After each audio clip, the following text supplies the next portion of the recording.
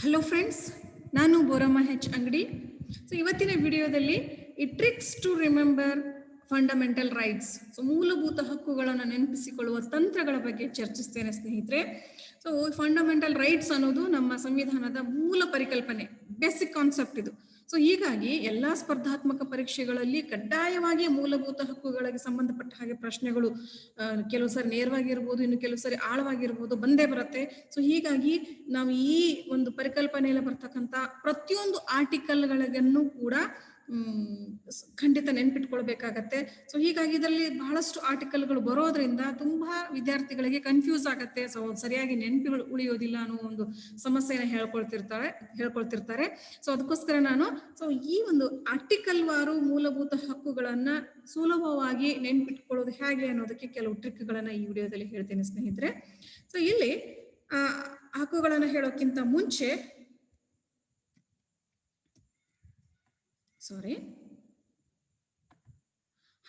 ಇದಕ್ಕೆ ಸಂಬಂಧಪಟ್ಟ ಹಾಗೆ ಈ ಬೇಸಿಕ್ ಕೆಲವು ವಿಷಯಗಳನ್ನು ಚರ್ಚಿಸ್ತೇನೆ ಮೂಲಭೂತ ಹಕ್ಕುಗಳಿಗೆ ಸಂಬಂಧಪಟ್ಟ ಹಾಗೆ. ಸೊ ತಮಗೆಲ್ಲ ಗೊತ್ತಿರೋ ಹಾಗೆ ನಮ್ಮ ಸಂವಿಧಾನದ 3ನೇ ಭಾಗದಲ್ಲಿ ಬರ್ತಕ್ಕಂಥ 12ರಿಂದ 35ನೇ ವಿಧಿಗಳು ಮೂಲಭೂತ ಹಕ್ಕುಗಳ ಬಗ್ಗೆ ವಿವರಿಸ್ತವೆ. ಸೊ ಇದನ್ನ ನಾವು ಅಮೆರಿಕ ಸಂವಿಧಾನದ ಬಿಲ್ ಆಫ್ ರೈಟ್ಸ್ ನಿಂದ ಪ್ರೇರೇಪಿತವಾಗಿ ಅಳವಡಿಸ್ಕೊಂಡಿದೀವಿ ನಮ್ಮ ಸಂವಿಧಾನದಲ್ಲಿ. ಇನ್ನು ಆರ್ಟಿಕಲ್ಗಳ ವಾರು ನೋಡಿದಾಗ ನಾವು ಹೇಳಿದ್ವಿ 12ರಿಂದ 35 ವಿಧಿಗಳು ವಿವರಿಸ್ತವೆ ಅಂತ. ಆದ್ರೆ ಮೂಲಭೂತ ಹಕ್ಕುಗಳು ಆರಂಭವಾಗೋದು 14ನೇ ವಿಧಿಯಿಂದ. Then what article 12 and 13 says ಅನ್ನೋದನ್ನ ನೋಡೋದಾದ್ರೆ, ಇಲ್ಲಿ 12ನೇ ವಿಧಿ it define the term state, ರಾಜ್ಯವನ್ನ ವ್ಯಾಖ್ಯಾನಿಸತ್ತೆ. ಹಾಗಿದ್ರೆ ಏನು ಅನ್ನೋದನ್ನ ಖಂಡಿತವಾಗಿ ಸಂಕ್ಷಿಪ್ತವಾಗಿ ಹೇಳೋಕ್ಕಾಗೋದಿಲ್ಲ. ಇಲ್ಲಿ state, the definition of the state, ಆ ಒಂದು ಪದ ತುಂಬಾ ಸಿಂಪಲ್ ಆಗಿರ್ಬೋದು, ಅದ್ರ ಡೆಫಿನಿಷನ್ ಸಿಂಪಲ್ ಆಗಿಲ್ಲ, ತುಂಬಾ ಸುದೀರ್ಘವಾದ ವಿವರಣೆಯನ್ನು ಒಳಗೊಂಡಿದೆ. ಅದಕ್ಕೋಸ್ಕರ ಒಂದು ಪ್ರತ್ಯೇಕವಾದಂತಹ ವಿಡಿಯೋನ ಮಾಡ್ತೇನೆ ಸ್ನೇಹಿತರೆ. ಸೊ ನೆಕ್ಸ್ಟ್ ಆರ್ಟಿಕಲ್ 13 ಏನ್ ಹೇಳುತ್ತೆ ಅಂದ್ರೆ, ಸೊ ಪಾರ್ಲಿಮೆಂಟ್ ರಚನೆ ಮಾಡಿದಂತಹ ಕಾನೂನುಗಳು ಏನಾದರೂ ಫಂಡಮೆಂಟಲ್ ರೈಟ್ಗಳ, ಮೂಲಭೂತ ಹಕ್ಕುಗಳ ಒಂದು ಉಲ್ಲಂಘನೆಗೆ ಕಾರಣ ಆಗಿದ್ರೆ ಖಂಡಿತ ಅವುಗಳನ್ನ ನಲ್ ಅಂಡ್ ವೈಡ್ ಅಂತ ಘೋಷಿಸುವ ಅಧಿಕಾರ ಇದೆ ಅನ್ನೋದನ್ನ. ಸೊ ಅವುಗಳು ಆಟೋಮೆಟಿಕಲಿ ಅವು ಏನಾಗ್ತವೆ, ನಲ್ ಅಂಡ್ ವೈಡ್ ಆಗ್ತವೆ ಅನ್ನೋದನ್ನ ಆರ್ಟಿಕಲ್ 13 ಹೇಳುತ್ತೆ. ಸೊ ಇನ್ನು ಈ ಮೂಲಭೂತ ಹಕ್ಕುಗಳು ನ್ಯಾಯಾಂಗ ರಕ್ಷಿತವಾದವುಗಳು ಅಂತ ಹೇಳಿ ಅವುಗಳ ಲಕ್ಷಣಗಳನ್ನ ಓದುವಾಗ ನಾವು ನೋಡಿದ್ವಿ. ಸೊ ಜುಡಿಷಿಯಲ್ ರಿವ್ಯೂ ಅನ್ನೋದು ಇಲ್ಲಿ ಒಂದು ಪರಿಕಲ್ಪನೆ ಬರುತ್ತೆ. ಅಂದ್ರೆ ನ್ಯಾಯಾಂಗ ವಿಮರ್ಶೆ ಅಂತ ಕರಿತೀವಿ ನಾವು. ಸೊ ಮೂಲಭೂತ ಹಕ್ಕುಗಳಿಗೆ ಧಕ್ಕೆ ಆದ್ರೆ 32ನೇ ವಿಧಿ ಅಡಿಯಲ್ಲಿ ಸುಪ್ರೀಂ ಕೋರ್ಟ್ ನ್ಯಾಯಾಂಗ ವಿಮರ್ಶೆ ಅಧಿಕಾರವನ್ನ ಹೊಂದಿದೆ. ಸೊ ಅಂದ್ರೆ ಈ ಮೂಲಭೂತ ಹಕ್ಕುಗಳ ಉಲ್ಲಂಘನೆಗೆ ಕಾರಣವಾದ ಅಂಶಗಳನ್ನ ತಡೆದು ಹಾಕಿ ಆ ಹಕ್ಕುಗಳನ್ನು ರಕ್ಷಿಸುವ ಕಾರ್ಯವನ್ನ 32ನೇ ವಿಧಿಯಲ್ಲಿ ಸುಪ್ರೀಂ ಕೋರ್ಟ್ ಮಾಡಿದ್ರೆ, 226ನೇ ವಿಧಿಯ ಅಡಿಯಲ್ಲಿ ಹೈಕೋರ್ಟ್ಗಳು ಈ ಮೂಲಭೂತ ಹಕ್ಕುಗಳಿಗೆ ಸಂಬಂಧಪಟ್ಟ ಜುಡಿಷಿಯಲ್ ರಿವ್ಯೂ ಪವರ್ ಅನ್ನ ಹೊಂದಿದಾವೆ. ಇನ್ನು ನಮ್ಮ ಮೂಲ ಸಂವಿಧಾನದಲ್ಲಿ 7 ಮೂಲಭೂತ ಹಕ್ಕುಗಳು ಇದ್ವು. ಆದ್ರೆ 1978ರಲ್ಲಿ 44ನೇ ಸಂವಿಧಾನ ತಿದ್ದುಪಡಿ ಕಾಯ್ದೆಯ ಮೂಲಕ ಈ ರೈಟ್ ಟು ಪ್ರಾಪರ್ಟಿ, ಆಸ್ತಿಯ ಹಕ್ಕನ್ನ ಮೂಲಭೂತ ಹಕ್ಕುಗಳ ಪಟ್ಟಿಯಿಂದ ತೆಗೆದುಹಾಕಿ ಅದನ್ನ ಒಂದು ಕಾಮನ್ ಲೀಗಲ್ ರೈಟ್ ಆಗಿ ಘೋಷಣೆ ಮಾಡಲಾಯಿತು. ಸೊ ಪ್ರಸ್ತುತ ನಮ್ಮ ಸಂವಿಧಾನದಲ್ಲಿ 6 ಮೂಲಭೂತ ಹಕ್ಕುಗಳು ಕಂಡುಬರ್ತವೆ. ಸೊ ಹಾಗಿದ್ರೆ ಅವು ಯಾವುವು?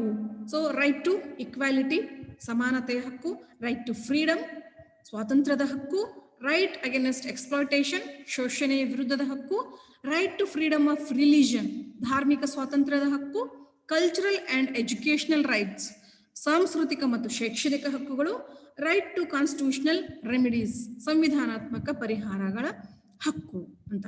ಸೊ ಈ 6 ಹಕ್ಕುಗಳನ್ನ ರೆಫರರ್, ರೆಫರರ್ ಅನ್ನೋ ಒಂದು ಪದದ ಮೂಲಕ ನಾವು ಕ್ರಮಬದ್ಧವಾಗಿ ನೆನ್ಪಿಟ್ಕೊಳ್ಬಹುದು. ಸೊ ಇಲ್ಲಿ ಮೊದಲನೇ ಹಕ್ಕಲ್ಲಿ ಮಾತ್ರ ನಾನು 2 ಪದಗಳನ್ನ ಕನ್ಸಿಡರ್ ಮಾಡ್ಕೊಂಡಿದ್ದೀನಿ, right and equality. So first right belongs to all rights. So ಹೀಗಾಗಿ ಉಳಿದೆಲ್ಲ ಹಕ್ಕುಗಳಲ್ಲಿ ಒಂದೊಂದೇ ಪದ. ಸೊ ಮೊದಲನೇ ರೈಟ್ ಹಕ್ಕಿನಲ್ಲಿ ಈಕ್ವಾಲಿಟಿ ಅನ್ನೋದು ಕೀವರ್ಡ್ ಆದ್ರೆ, ನೆಕ್ಸ್ಟ್ ಫ್ರೀಡಮ್ ಅನ್ನೋದು keyword, exploitation is keyword, religion is keyword, educational is keyword and remedies ಅದು ಕೀವರ್ಡ್. ಸೊ ಹೀಗಾಗಿ ಇವೆಲ್ಲ ಕೀವರ್ಡ್ಗಳ ಮೊದಲ ಅಕ್ಷರಗಳನ್ನ ಸೇರಿಸ್ಬಿಟ್ರೆ ರೆಫರರ್ ಅನ್ನೋ ಒಂದು ಪದ ಆಗತ್ತೆ. ಸೊ ಈ ರೆಫರರ್ ಅನ್ನೋ ಒಂದು ಪದವನ್ನು ನೆನ್ಪಿಟ್ಕೊಂಡ್ರೆ ಸುಲಭವಾಗಿ ನಾವು 6 ಹಕ್ಕುಗಳನ್ನ ರಿಕಾಲ್ ಮಾಡ್ಕೊಳ್ಳೋದು ಖಂಡಿತ ಸಾಧ್ಯ ಆಗತ್ತೆ. ನೆಕ್ಸ್ಟ್ ಒಂದೊಂದೇ ಹಕ್ಕುಗಳನ್ನ ಆರ್ಟಿಕಲ್ ವಾರು ವಿವರಿಸುವುದಾದ್ರೆ ರೈಟ್ ಟು ಇಕ್ವಾಲಿಟಿ ಸಮಾನತೆಯ ಹಕ್ಕು 14ರಿಂದ 18ನೇ ವಿಧಿಗಳನ್ನ ಒಳಗೊಳ್ಳುತ್ತೆ. ಸೊ 5 ವಿಧಿಗಳು ಇಲ್ಲಿ ಏನೇನ್ ಹೇಳ್ತವೆ ಅನ್ನೋದನ್ನ EL doubt. So ELDOUT doubt ಈ ಒಂದು ಪದನ ನೆನ್ಪಿಟ್ಕೊಂಡ್ರೆ ಸಾಕು, ನಾವು 5 ಆರ್ಟಿಕಲ್ಗಳಲ್ಲಿನ ವಿಷಯಗಳನ್ನ ರಿಕಾಲ್ ಮಾಡಬಹುದು. ಹಾಗೆ 14ನೇ ವಿಧಿ ಏನ್ ಹೇಳುತ್ತೆ, ಇಕ್ವಾಲಿಟಿ ಬಿಫೋರ್ ಲಾ, ಕಾನೂನಿನ ಮುಂದೆ ಸಮಾನತೆ. ಸೊ ಈ ಮೊದಲನೇ ವಿಧಿಯಲ್ಲಿನ 2 ಅಂಶಗಳನ್ನ 2 ಕೀವರ್ಡ್ಗಳನ್ನ ನಾನು ತೆಗೆದುಕೊಳ್ತೇನೆ, equality and law, EL. Okay, next 15ನೇ ವಿಧಿ ಏನ್ ಹೇಳುತ್ತೆ ಅಂದ್ರೆ ರೈಟ್ ಅಗೇನ್ಸ್ಟ್ ಡಿಸ್ಕ್ರಿಮಿನೇಷನ್, ತಾರತಮ್ಯದ ವಿರುದ್ಧ ರಕ್ಷಣೆ. ತಾರತಮ್ಯ ಅನ್ನೋದು ಇಲ್ಲಿ ಕೀವರ್ಡ್. ತಾರತಮ್ಯನ ಮಾಡೋ ಹಾಗಿಲ್ಲ ಸರ್ಕಾರ, ಭಾಷೆ, ಲಿಂಗ, ಜಾತಿ, ಧರ್ಮ, ಅಂತಸ್ತು ಯಾವುದೇ ಆಧಾರದ ಮೇಲೆ ತಾರತಮ್ಯ ಮಾಡೋ ಹಾಗಿಲ್ಲ. So discrimination is the keyword here. Next 16ನೇ ವಿಧಿ ಏನ್ ಹೇಳುತ್ತೆ, ಇಕ್ವಾಲಿಟಿ ಆಫ್ ಅಪಾರ್ಚುನಿಟೀಸ್, ಅವಕಾಶಗಳ ಸಮಾನತೆ. ಸೊ ಪ್ರತಿಯೊಂದರಲ್ಲೂ ಕೂಡ ಎಲ್ಲರಿಗೂ ಅವಕಾಶಗಳು ಸಮಾನವಾಗಿದ್ದಾವೆ. ಸೊ ಅವಕಾಶಗಳು, opportunities is the keyword here. Next 17ನೇ ವಿಧಿ ಹೇಳೋದು ಅಬಾಲಿಷನ್ ಆಫ್ ಅನ್ಟಚಬಿಲಿಟಿ, ಅಸ್ಪೃಶ್ಯತೆಯ ನಿವಾರಣೆ ಅಥವಾ ನಿರ್ಮೂಲನೆ. ಇಲ್ಲಿ ಅಸ್ಪೃಶ್ಯತೆ, ಅನ್ಟಚಬಿಲಿಟಿ ಅನ್ನೋದು ಕೀವರ್ಡ್. 18ನೇ ವಿಧಿ ಏನ್ ಹೇಳುತ್ತೆ, ಅಬಾಲಿಷನ್ ಆಫ್ ಟೈಟಲ್ಸ್, ಶೀರ್ಷಿಕೆಗಳು ಅಥವಾ ಬಿರುದುಗಳ ನಿಷೇಧ ಅನ್ನೋದನ್ನ ಹೇಳುತ್ತೆ. ಸೊ ಇಲ್ಲಿ ಇದು ಶೀರ್ಷಿಕೆ ಅನ್ನೋದ್ರಲ್ಲಿ ಬಿರುದು ಅನ್ಬೇಕು. ಸೊ ಇಲ್ಲಿ ಬಿರುದುಗಳನ್ನ ನಿಷೇಧ ಮಾಡುತ್ತೆ 18ನೇ ವಿಧಿ. ಸೊ ಇಲ್ಲಿ ಟೈಟಲ್ಸ್ ಅನ್ನೋದು ಕೀವರ್ಡ್. ಓಕೆ, ಸೊ ಎಲ್ಲ ಕೀವರ್ಡ್ಗಳ ಮೊದಲನೇ ಅಕ್ಷರಗಳನ್ನ ಸೇರಿಸಿದ್ರೆ EL ಡೌಟ್. ಸೊ ಇನ್ನೊಂದು ನೀವು ಇಲ್ಲಿ ಅಬ್ಸರ್ವ್ ಮಾಡ್ಬೋದು, ನಾ ಪ್ರತಿಯೊಂದು ವಿಧಿಯಲ್ಲಿರ್ತಕ್ಕಂಥ ಅಂಶಗಳನ್ನ ಫ್ರೇಸ್ಗಳ ಮೂಲಕ ಸಂಕ್ಷಿಪ್ತವಾಗಿ ನಾನು ಇಲ್ಲಿ ಮೆನ್ಷನ್ ಮಾಡಿದ್ದೀನಿ. ಜಸ್ಟ್ 17ನೇ ವಿಧಿ ಅಂದ ತಕ್ಷಣ ಒಂದು ಪದ ನೆನಪಿಗೆ ಬಂದ್ರೆ ಸಾಕು, ಅಸ್ಪೃಶ್ಯತೆ, ಡಿಸ್ಕ್ರಿಮಿನೇಷನ್, ತಾರತಮ್ಯ 15ನೇ ವಿಧಿ. ಸೊ ಆ ಒಂದು ಶಬ್ದ ನೆನ್ಪಿಟ್ಕೊಂಡ್ರೆ ಅದರ ರಿಲೇಟೆಡ್ ಏನೇ ಪ್ರಶ್ನೆಗಳನ್ನ ಕೇಳಿ, ಸೊ ಅದು ಆ ವಿಷಯ ಯಾವ ಆರ್ಟಿಕಲ್ಗೆ ಸಂಬಂಧಪಟ್ಟಿದೆ ಅಂದ್ರೆ ನೀವು 15ನೇ ವಿಧಿಗೆ ಖಂಡಿತ ನಿಮ್ಮ ನೆನಪು ನಿಮ್ಮ ಮೆಮೊರಿ ನಿಮ್ಮನ್ನ ಕರ್ಕೊಂಡು ಹೋಗುತ್ತೆ. ಸೊ ಹೀಗಾಗಿ ಪ್ರತಿಯೊಂದು ವಿಧಿಯಲ್ಲಿನ ವಿಷಯಗಳನ್ನು ಅತ್ಯಂತ ಸಂಕ್ಷಿಪ್ತವಾಗಿ ನೀವು ನೆನ್ಪಿಟ್ಕೊಳ್ಳಿ. ಅದಕ್ಕೆ ಕೋರಿಲೇಟ್ ಆದ ಎಕ್ಸ್ಪ್ಲನೇಷನ್ ಖಂಡಿತ ತಾನಾಗಿ ನೆನಪು ಬರುತ್ತೆ. ಸೊ ಇವು ಮೆಮೊರಿ ಟ್ರಿಕ್ಸ್ ಅಂತ ಕರಿತೀವಿ ನಾವು. ಸೊ ಈ ತರ ನೆನ್ಪಿಟ್ಕೊಂಡ್ರೆ ಖಂಡಿತ ಅತ್ಯಂತ ಸುಲಭವಾಗಿ ಕಡಿಮೆ ಅವಧಿಯಲ್ಲಿ ಇವೆಲ್ಲ ಆರ್ಟಿಕಲ್ಗಳನ್ನ ನೆನ್ಪಿಟ್ಕೊಳ್ಬಹುದು ಫ್ರೆಂಡ್ಸ್. ಓಕೆ, ಸೊ ನೆಕ್ಸ್ಟ್ ರೈಟ್ಗೆ ಹೋಗೋದಾದ್ರೆ ರೈಟ್ ಟು ಫ್ರೀಡಮ್. ಸೊ ಇಲ್ಲಿ 19ರಿಂದ 22ನೇ ವಿಧಿಗಳು ವಿವರಿಸ್ತಕ್ಕಂಥ ಹಕ್ಕು ಇದು. ಸೊ ಇದು ಫೋಲಿಯೆ, FOLEA ಈ ಒಂದು ಪದದ ಮೂಲಕ ಈ ವಿಧಿಗಳನ್ನ ನೆನ್ಪಿಟ್ಕೊಳ್ಬಹುದು ನಾವು. ಸೊ ಇಲ್ಲಿ ಮೊದಲನೇ ವಿಧಿ 19ನೇ ವಿಧಿ ತುಂಬಾ ನಮ್ಗೆ ವೆಲ್ ನೋನ್, ಯಾಕಂದ್ರೆ ಇದು 6 ಸ್ವಾತಂತ್ರ್ಯಗಳ ಬಗ್ಗೆ ಹೇಳುತ್ತೆ. 6 ಫ್ರೀಡಮ್ಸ್, ಪ್ರೊಟೆಕ್ಷನ್ ಆಫ್ 6 ಫ್ರೀಡಮ್ಸ್, 6 ಸ್ವಾತಂತ್ರ್ಯಗಳನ್ನ ರಕ್ಷಿಸುತ್ತೆ. ಸೊ ಮೊದಲನೇದು ಸ್ಪೀಚ್, ವಾಕ್ ಸ್ವಾತಂತ್ರ್ಯ, ಅಸೆಂಬ್ಲಿ, ಸಭೆ ಸೇರುವ ಸ್ವಾತಂತ್ರ್ಯ, ಅಸೋಸಿಯೇಷನ್, ಸಂಘ ಕಟ್ಟುವ ಸ್ವಾತಂತ್ರ್ಯ, ಮೂವ್ಮೆಂಟ್, ಯಾವುದೇ ಭಾಗದಲ್ಲಿ, ದೇಶದ ಯಾವುದೇ ಭಾಗದಲ್ಲಿ ಚಲಿಸುವ ಸ್ವಾತಂತ್ರ್ಯ, ರೆಸಿಡೆನ್ಸ್, ವಾಸಿಸುವ ಸ್ವಾತಂತ್ರ್ಯ, ಪ್ರೊಫೆಷನ್, ನಮ್ಗೆ ಇಷ್ಟವಾದಂತ ಉದ್ಯೋಗವನ್ನ ಮಾಡುವ ಸ್ವಾತಂತ್ರ್ಯ. ಸೊ ಈ 6 ಸ್ವಾತಂತ್ರ್ಯಗಳ ಬಗ್ಗೆ 19ನೇ ವಿಧಿ ಏನ್ ಹೇಳುತ್ತೆ ಅದನ್ನ ನಾವು ಫ್ರೀಡಮ್ಸ್ ಅನ್ನೋದನ್ನ ಇಲ್ಲಿ ಕೀವರ್ಡ್ ಆಗಿ ತಗೊಂಡ್ರೆ F. ಸೊ ಫೋಲಿಯಾದಲ್ಲಿ ಬರ್ತಕ್ಕಂಥ F ಮೊದಲನೇ ಕೀವರ್ಡ್ ನ ರೆಪ್ರೆಸೆಂಟ್ ಮಾಡುತ್ತೆ. ನೆಕ್ಸ್ಟ್ 20ನೇ ವಿಧಿ ಏನ್ ಹೇಳುತ್ತೆ ಅಂದ್ರೆ protection in respect of conviction for offences. ಇಲ್ಲಿ ಅಫೆನ್ಸಸ್ ಅನ್ನೋದು ಕೀವರ್ಡ್, ಯಾಕಂದ್ರೆ ಇಲ್ಲಿ ಅಪರಾಧಗಳ ನಿರ್ಣಯಕ್ಕೆ ಸಂಬಂಧಪಟ್ಟ ಹಾಗೆ ವಿವರಣೆಯನ್ನ ನೀಡುತ್ತೆ 20ನೇ ವಿಧಿ. ಏನ್ ಹಾಗಂದ್ರೆ, ಸೊ ಒಬ್ಬ ವ್ಯಕ್ತಿ ಅಪರಾಧಿ ಇದ್ದಾನೆ ಅಂದ್ರೂ ಕೂಡ ಸೊ ಅವನಿಗೂ ಕೂಡ ಕೆಲವು ವಿಷಯಗಳ ನಿಯಮಗಳ ಅನುಸಾರವಾಗಿ ಏನ್ ಮಾಡ್ಬೇಕು, ಶಿಕ್ಷೆಯನ್ನು ನೀಡಬೇಕು ಅನ್ನೋದನ್ನ 20ನೇ ವಿಧಿ ಹೇಳುತ್ತೆ. ಉದಾಹರಣೆಗೆ ಅಪರಾಧ ಮಾಡಿದಂತ ವ್ಯಕ್ತಿಗೆ ಅವನು ಅಪರಾಧ ಮಾಡುವ ಸಂದರ್ಭದಲ್ಲಿ ಜಾರಿ ಇದ್ದ ಕಾನೂನಿನ ಮೂಲಕ ಮಾತ್ರ ಶಿಕ್ಷೆಯನ್ನು ವಿಧಿಸಬೇಕು. ಒಂದು ಅಪರಾಧಕ್ಕೆ ಒಂದಕ್ಕಿಂತ ಹೆಚ್ಚು ಸಾರಿ ಶಿಕ್ಷೆಯನ್ನ ವಿಧಿಸುವ ಹಾಗಿಲ್ಲ. ಸೊ ಈ ರೀತಿಯ ಅಂಶಗಳನ್ನ 20ನೇ ವಿಧಿ ಹೇಳುತ್ತೆ. ಇನ್ನು 21ನೇ ವಿಧಿ ಏನ್ ಹೇಳುತ್ತೆ ಅಂದ್ರೆ protection of life and personal liberty, ಜೀವನ ಮತ್ತು ವೈಯಕ್ತಿಕ ಸ್ವಾತಂತ್ರ್ಯ. ಸೊ ಇಲ್ಲಿ ಲೈಫ್ ಇಸ್ ದ ಕೀವರ್ಡ್, ಜೀವನ 21ನೇ ವಿಧಿ. ನೆಕ್ಸ್ಟ್ 21A ವಿಧಿ ಏನ್ ಹೇಳುತ್ತೆ ಅಂದ್ರೆ ರೈಟ್ ಟು ಎಜುಕೇಶನ್, ಶಿಕ್ಷಣದ ಹಕ್ಕು ಹೊಸದಾಗಿ ಸೇರಿಸಲ್ಪಟ್ಟಿರೋದು. ಇಲ್ಲಿ education is the keyword. Then 22ನೇ ವಿಧಿ protection against arrest and detention. ಇಲ್ಲಿ ಅರೆಸ್ಟ್, ಬಂಧನ ಮತ್ತು ಸೆರೆವಾಸ ಅಂತ ಏನ್ ಕರಿತೀವಲ್ಲ, ಅರೆಸ್ಟ್ ಇಸ್ ದ ಕೀವರ್ಡ್ ಇಲ್ಲಿ. ಅಂದ್ರೆ ಒಬ್ಬ ವ್ಯಕ್ತಿಯನ್ನ ಬಂಧಿಸಬೇಕಾದ್ರೂ ಸಹ ಕೆಲವೊಂದು ನಿಯಮಗಳನ್ನ ಅನುಸರಿಸಬೇಕು. ಉದಾಹರಣೆಗೆ ಬಂಧನಕ್ಕೆ ಕಾರಣ ವಾರೆಂಟ್, ನಾವು ನೋಡ್ತೀವಿ ಫಿಲ್ಮ್ಗಳಲ್ಲಿ.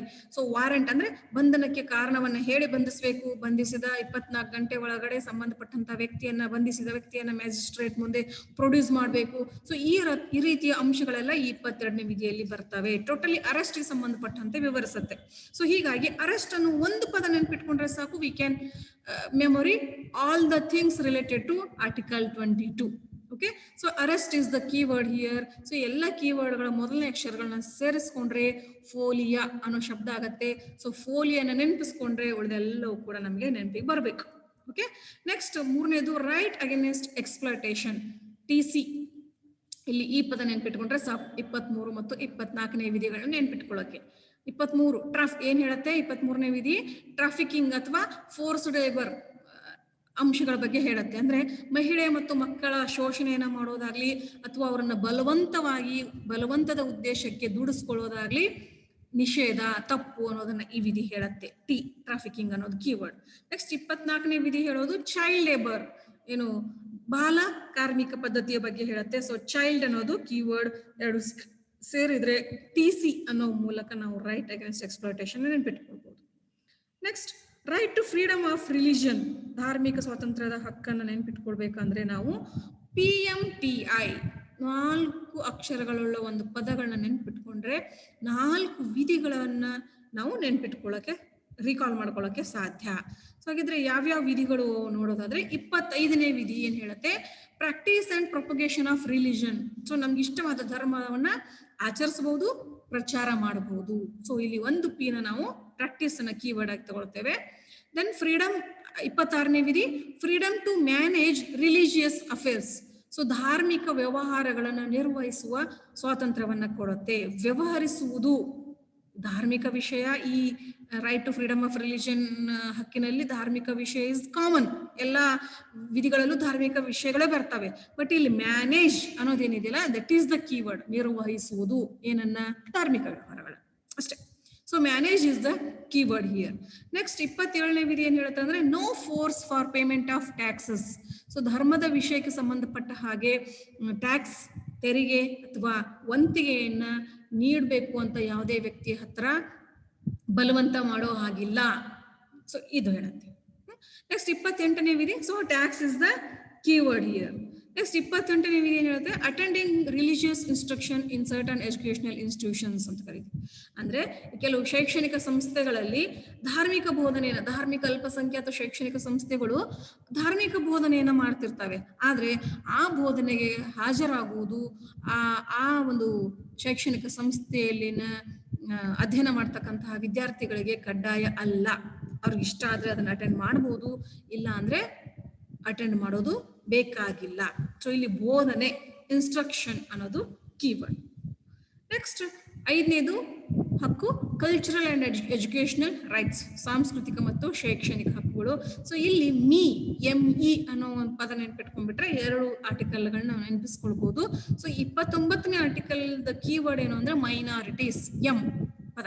ಸೊ ಇಲ್ಲಿ ಮೈನಾರಿಟೀಸ್ ಅಲ್ಪಸಂಖ್ಯಾತರು ಅಂದ್ರೆ ಸಾಕು, ಅಲ್ಪಸಂಖ್ಯಾತರಿಗೆ ಸಂಬಂಧಪಟ್ಟ ಭಾಷೆ, ಲಿಪಿ, ಸಂಸ್ಕೃತಿಯ ರಕ್ಷಣೆಗೆ ಸಂಬಂಧಪಟ್ಟಂತ ಅಂಶಗಳನ್ನ ಈ ವಿಧಿ ಒಳಗೊಳ್ಳತ್ತೆ. ನೆಕ್ಸ್ಟ್ ಆರ್ಟಿಕಲ್ 30 ಏನ್ ಹೇಳುತ್ತೆ ಅಂದ್ರೆ ಎಸ್ಟಾಬ್ಲಿಷ್ಮೆಂಟ್ ಆಫ್ ಎಜುಕೇಶನಲ್ ಇನ್ಸ್ಟಿಟ್ಯೂಷನ್ಸ್, ಶೈಕ್ಷಣಿಕ ಸಂಸ್ಥೆಗಳ ಸ್ಥಾಪನೆ, ಎಸ್ಟಾಬ್ಲಿಷ್ಮೆಂಟ್. ಸೊ ಧಾರ್ಮಿಕ ಅಲ್ಪಸಂಖ್ಯಾತರು ಇರ್ಬೋದು, ಭಾಷಾ ಅಲ್ಪಸಂಖ್ಯಾತರು ಇರ್ಬೋದು. ಸೊ ಅವರು ಶೈಕ್ಷಣಿಕ ಸಂಸ್ಥೆಗಳನ್ನ ಸ್ಥಾಪಿಸಬಹುದು, they can establish. So establishment is the keyword here. So ಈ ರೀತಿ ಒಂದೊಂದು ಕೀ ಪದಗಳ ಮೂಲಕ ನಾವು ಎಲ್ಲ ಹಕ್ಕುಗಳನ್ನ ಆರ್ಟಿಕಲ್ ವಾರು ನೆನ್ಪಿಟ್ಕೊಳ್ಬಹುದು.